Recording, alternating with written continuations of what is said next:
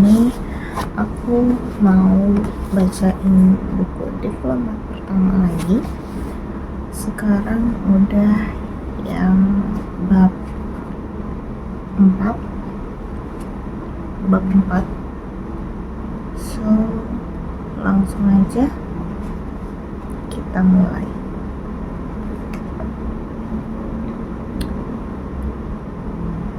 Bab 4, Seleksi CPNS Kemlu 2013. Pengiriman berkas. Di akhir bulan September 2013, ketika sedang asyik mentranslate sebuah dokumen di depan komputer, saya tiba-tiba mendapat pesan dari Mas Bima Haria Wibisono yang akrab dipanggil Mas Bugi, sepupu saya yang menjabat sebagai Wakil Kepala Badan Kepegawaian Negara, bahwa Kemlu akan segera membuka lowongan CPNS dan saya diminta bersiap untuk mendaftarkan diri. Saya merasa ini adalah kesempatan saya untuk mewujudkan cita-cita saya. Saya langsung berusaha membuka situs cpns.kemlu.go.id. Namun situs tersebut masih memuat informasi penerimaan CPNS tahun sebelumnya. Walaupun demikian, saya mengikuti arahan Mas Bugi dan mempersiapkan segala persyaratannya. Tanpa lelah, setiap hari, setiap jam, saya refresh browser di komputer saya hingga muncul pengumuman penerimaan CPNS tahun 2013. Meski semua dokumen telah saya siapkan, saya harus bergerak cepat. Jangan sampai pengalaman tahun 2012 terulang kembali. Ya, saya juga pernah mendaftar CPNS Kemlu di tahun 2012. Saya sempat mencoba mendaftar CPNS Kemlu di tahun 2012 dengan mengirimkan berkas lamaran melalui kantor pos Myanmar jauh sebelum deadline. Namun ternyata berkas tersebut tidak diterima oleh panitia. Saya akui ini kesalahan saya. Saya tidak seharusnya percaya bahwa kantor pos Myanmar dapat mengirimkan berkas dengan cepat yang hanya ditarik biaya $3. Untuk pendaftaran di tahun 2013, belajar dari tahun sebelumnya, saya tidak lagi menggunakan jasa kantor pos Myanmar. Namun, saya mengirimkan berkas saya melalui DHL, walaupun harus membayar $53 untuk pengiriman melalui DHL. Saya lega mengetahui bahwa kali ini berkas saya telah diterima oleh panitia seleksi. Tes kompetensi dasar. Ketika mengetahui bahwa saya lolos tes administrasi, saya meminta izin kepada Bapak Dubes untuk dapat mengikuti tes kompetensi dasar atau TKD di Jakarta. Tidak lupa sebelum berangkat, saya meminta doa restu serta dukungan dari seluruh rekan kerja di KBRI Yangon. Entah kenapa saat itu saya merasa percaya diri bahwa saya akan berhasil pada tes kali ini. Saya baru memberitahu Pita bahwa saya akan mengikuti tes CPNS Kemlu setelah mendapatkan izin Bapak Dubes. Pita cukup terkejut karena sempat mengira saya sudah tidak lagi berminat untuk menjadi diplomat. Tapi saya yakin Pita sangat senang dengan niat saya ini. Selama berada di Jakarta dan mempersiapkan ujian, saya kembali tinggal di rumah Bu Desri. Bu Desri selalu membantu saya setiap kali membutuhkan tempat menginap di Jakarta. Dalam mempersiapkan TKD, Saya hanya belajar dengan browsing soal-soal di internet melalui smartphone saya. Contoh-contoh soal TKD dari tahun-tahun sebelumnya mudah didapat dan dapat diunduh dari internet. Kartu ujian kali ini diminta untuk dicetak sendiri, sehingga tidak perlu repot-repot untuk mengambil kartu ujian seperti yang pernah saya alami ketika mendaftar CPNS Kemlu di tahun 2010. TKD diadakan di Pusat Pendidikan dan Pelatihan Kemlu, Jalan Sisingamangaraja nomor 73. Suasana TKD cukup santai dan tidak terlalu padat karena terbagi menjadi cukup banyak sesi, di mana per sesi diikuti oleh sekitar 250 peserta. TKD dilakukan dengan komputer, Computer Assisted Test atau CAT, di mana laptop sudah disediakan oleh panitia. Saya tidak terlalu kaget ketika melihat soal-soal TKD, dan banyak dari soal-soal tersebut sesuai dengan yang saya pelajari di internet, yang meliputi tes wawasan kebangsaan, tes intelijensia umum, dan tes karakter pribadi. Hasil TKD dapat langsung terlihat di layar komputer begitu selesai tes, dan kemudian dipampang di beberapa monitor LED di luar ruang ujian. Saat itu saya cukup tenang ketika melihat skor TKD saya berada di atas rata-rata para peserta yang tes di sesi itu. Setelah TKD selesai, sebelum kembali ke Yangon, saya bertamu ke rumah saudara-saudara saya di Jakarta untuk meminta doa restu dan dukungan, karena saya percaya semakin banyak doa yang kita dapatkan, peluang akan semakin terbuka. Saya juga menyempatkan diri pulang ke Jogja, bertemu anak istri untuk melepas rindu walau sejenak. Dari Jogja, saya terbang kembali ke Yangon dan kembali bekerja sambil menunggu pengumuman hasil TKD. Jarak waktu antara pelaksanaan TKD, pengumuman hasil TKD, dan tes kompetensi bidang yang merupakan tes tahap kedua cukup lama, sehingga sambil menunggu hasil tes, saya bekerja seperti biasa. Ketika pengumuman hasil TKD keluar dan dinyatakan lulus, saya meminta izin kepada Bapak Dubes untuk dapat kembali ke Jakarta guna mengikuti tahapan tes selanjutnya. Ketika saya menjelaskan kepada Bapak Dubes bahwa jarak antar tahapan tes berikutnya cukup dekat, saya cukup kaget dan sangat bersyukur ketika Bapak Dubes memberikan saya izin penuh untuk tinggal di Indonesia hingga seluruh rangkaian tes selesai. Saya pun kembali ke Jakarta. Selama rangkaian tes ini, saya tidak sendiri. Saya bersama Tanto, sahabat saya selama kuliah yang juga mengikuti tes CPNS Kemlu, dan sudah sama-sama lolos TKD. Karena Tanto merantau dari Solo, atas kebaikan Bu Desri, kami berdua tinggal di rumah Bu Desri selama tes berlangsung. Tes kompetensi bidang. Dalam mempersiapkan TKB, strategi saya tetap sama, yaitu belajar dengan browsing soal-soal di internet melalui smartphone saya. Selain itu, saya cukup percaya diri dengan ilmu yang saya dapatkan selama bekerja di KBRI Yangon sebagai LS fungsi politik, terlebih setelah memperoleh banyak bekal dari Pak Sigit. Tidak lupa juga, saya mempelajari berita-berita di media ternama seperti Kompas dan The Jakarta Post. Serta yang paling penting adalah berita-berita yang dimuat di portal Kemlu di kemlu.go.id.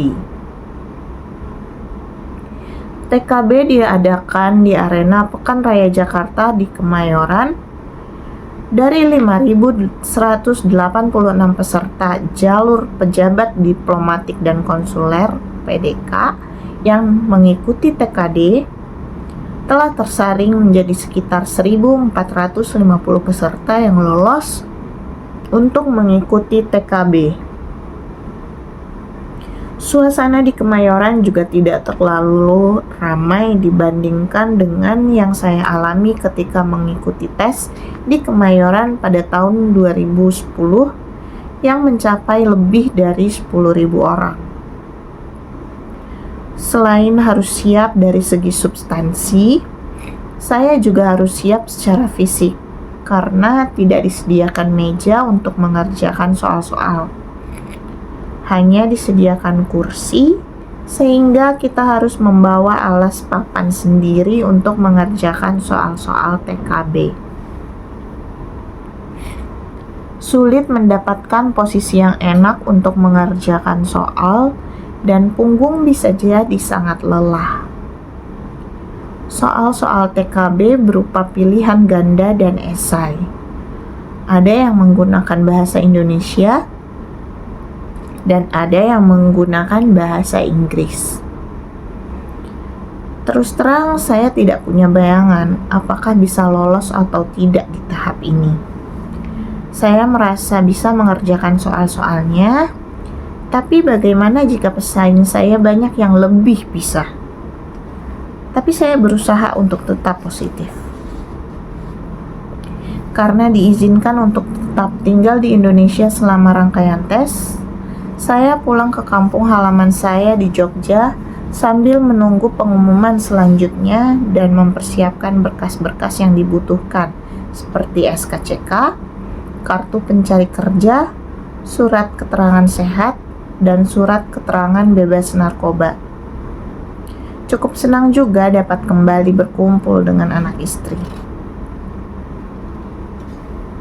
Selang beberapa hari, betapa bahagianya ketika mengetahui bahwa saya lulus TKB. Bagi saya, tahap TKB merupakan salah satu tahap yang paling vital, karena cukup banyak orang yang gugur di tahap ini. Tes kemampuan bahasa asing. Saya kembali ke Jakarta untuk mengikuti tahapan tes selanjutnya, yaitu tes kemampuan bahasa asing. Karena saya memilih bahasa Inggris, saya harus mengikuti tes TOEFL yang diadakan di LIA Pramuka. Bagi yang memiliki kemampuan bahasa asing lainnya, tidak harus mengikuti tes TOEFL ini. Namun, dengan mengikuti tes kemampuan bahasa asing yang lain seperti Arab, Perancis, Spanyol, atau Mandarin. Saya sebenarnya agak meremehkan tes bahasa Inggris ini, karena sebelumnya saya pernah melakukan tes TOEFL dan mendapatkan hasil di atas 600. Tapi begitu mengerjakan tes TOEFL kali ini, saya sempat panik, karena ternyata soal-soalnya cukup sulit. Namun beberapa hari kemudian saya lega, karena diumumkan bahwa saya lolos dan berhak untuk mengikuti rangkaian tes final. Saya cukup mendapatkan pelajaran untuk tidak lagi meremehkan sebuah tes TOEFL. Rangkaian tes final. Rangkaian tes final terdiri dari tes psikologi tertulis, wawancara psikologi, wawancara substansi, dan tes kesehatan. Tes psikologi tertulis dilakukan seharian penuh dari pagi sampai sore, dan panitia menyediakan makan siang. Saya merasa cukup kesulitan dalam mengerjakan tes psikologi tertulis, terutama di bagian hitung-menghitung serta Pauli menjumlahkan angka-angka di halaman sebesar koran, dan rasa percaya diri yang selama ini kuat mulai memudar pada tahapan ini. Sedikit tips bahwa sebenarnya tes psikologi tertulis dapat difabrikasi atau diakali. Kuncinya adalah dengan latihan soal-soal tes psikologi yang banyak beredar di toko buku maupun di internet. Walaupun hasilnya tidak mencerminkan 100% kondisi psikologi diri kita, tapi dengan latihan yang tepat, hasilnya bisa jauh lebih baik dari kondisi kita yang sebenarnya, yang membuat kesempatan kita untuk diterima bekerja menjadi semakin tinggi.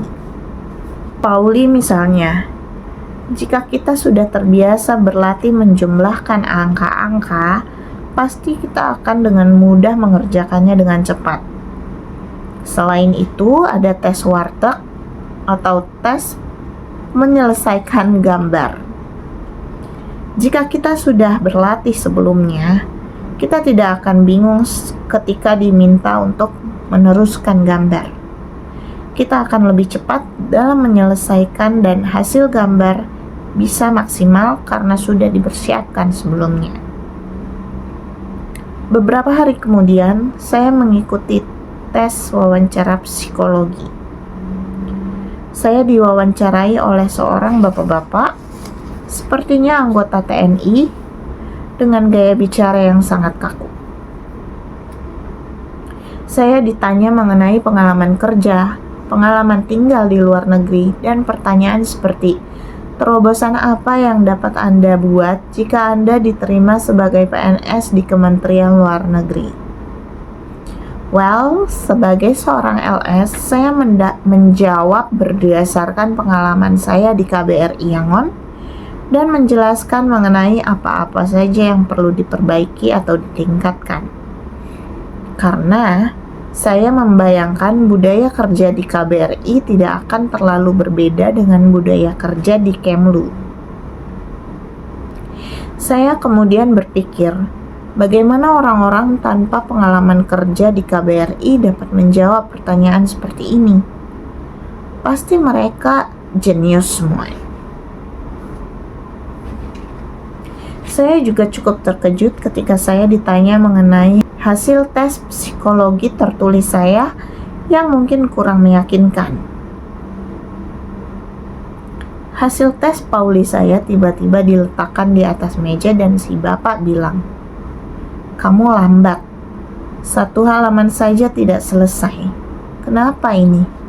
Kamu susah konsentrasi ya?"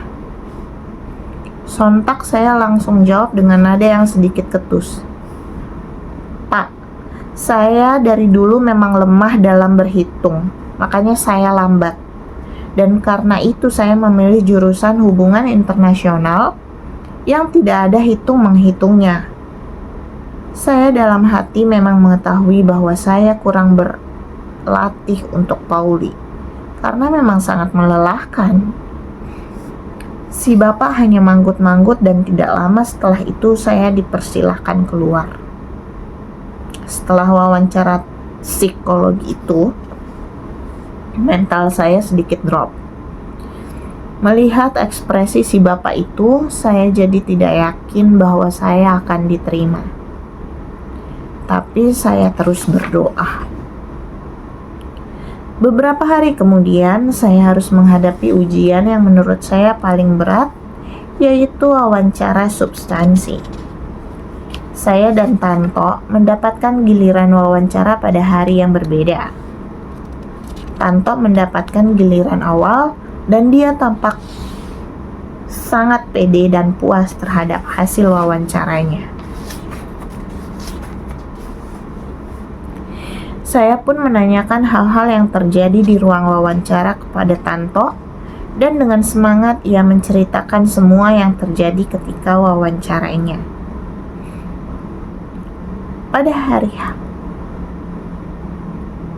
hari H telah tiba. Jadwal tes saya pukul 13. Tapi karena tidak ingin terlambat karena kemacetan di Jakarta, saya kembali dipinjami mobil Bude dan berangkat awal ke Pusdiklat Kemlu. Agak terlalu awal sebenarnya karena saya sudah tiba di lokasi ujian pukul 11. Betapa kagetnya saya ketika panitia meminta saya untuk langsung masuk karena kebetulan ruang wawancaranya sedang kosong. Sehingga saya tidak harus menunggu hingga pukul 13. Saya pun masuk ke ruang wawancara. Di dalam seharusnya ada 3 orang pewawancara, namun saat itu hanya ada 2 orang. Satu orang pejabat aktif Kemlu dan 1 orang duta besar yang telah purna tugas. Saya tahu beliau seorang duta besar karena selain sudah tua, bapak yang satunya selalu memanggil beliau Pak Dubes. 1 orang lagi dari kalangan akademisi mungkin sedang istirahat. Namun wawancara tetap dilanjutkan walau hanya dengan 2 orang pewawancara. Sebenarnya papan nama para pewawancara terpampang jelas di meja. Namun ketika masuk ruangan, karena gugup, pandangan saya benar-benar kabur dan tidak sempat membaca papan nama siapa-siapa yang mewawancarai saya. Setelah berbasa-basi sebentar, kata-kata "Please tell me about yourself" terlontar dari Pak Dubes. Dengan full bahasa Inggris, saya menjelaskan bahwa saya seorang LS fungsi politik di KBRI Yangon. Pertanyaan selanjutnya pun berkaitan dengan Myanmar, di mana saya yakin dapat menjawab dengan akurat. Bahkan, saya yakin bahwa para pewawancara tidak akan seupdate saya jika berbicara mengenai Myanmar, karena sayalah yang terus mendapatkan first hand experience selama menjadi LS fungsi politik di KBRI Yangon, sehingga seringkali mereka hanya manggut-manggut ketika saya menerangkan. Saya sedikit cemas ketika topik beralih mengenai skripsi saya, di mana saya membahas mengenai Fortress Europe, integrasi Uni Eropa dan kekhawatiran negara-negara non-anggota Uni Eropa. Saya baru menjelaskan sedikit mengenai skripsi saya dan tiba-tiba saya dipotong oleh Pak Dubes, di mana saya dikuliahi mengenai sejarah hubungan Uni Eropa dan ASEAN. Setelah itu, topik beralih mengenai proses reformasi di Indonesia, penanganan korupsi, permasalahan di Laut Cina Selatan, dan yang terakhir yang sempat membuat saya speechless yaitu mengenai relevansi gerakan non-blok dengan perkembangan dunia saat ini. Beberapa kali saya mencoba menjawab, tetapi selalu di counter hingga pada suatu saat saya tergagap hingga benar-benar terdiam. Jawaban yang sebenarnya pun tidak disampaikan oleh para pewawancara, sehingga akhirnya wawancara selesai dan saya dipersilakan keluar. Saya pun keluar ruangan face palming, tidak ingin melihat wajah siapapun di lokasi ujian. Langsung masuk mobil dan pergi menghibur diri, makan dan belanja di Pondok Indah Mall. Ketika itu saya benar-benar pasrah, tidak ada lagi ambisi. Namun rangkaian tes masih belum selesai. Beberapa hari setelah tes wawancara substansi, saya mengikuti tes kesehatan yang diadakan di RSPAD Gatot Subroto.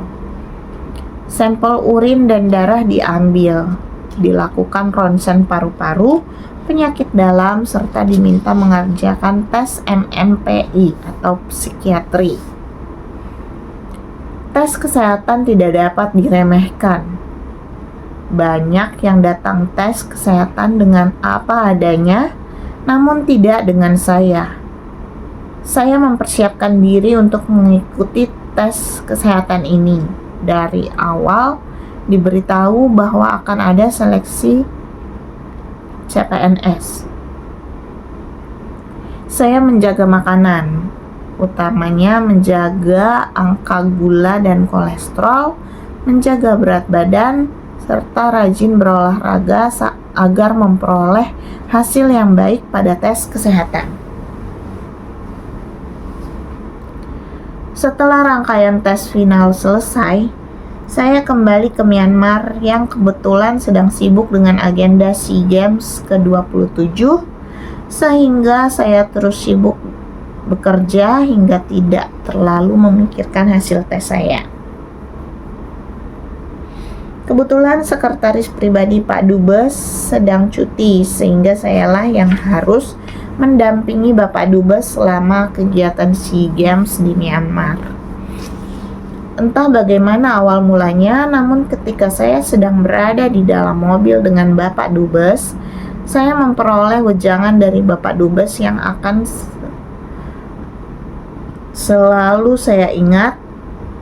"Daru, kamu bekerja saja sebaik mungkin, semampu kamu. Jangan berharap pujian dari saya. Saya tahu kok kerja kamu. Balasan pasti akan datang, tapi bukan dari saya."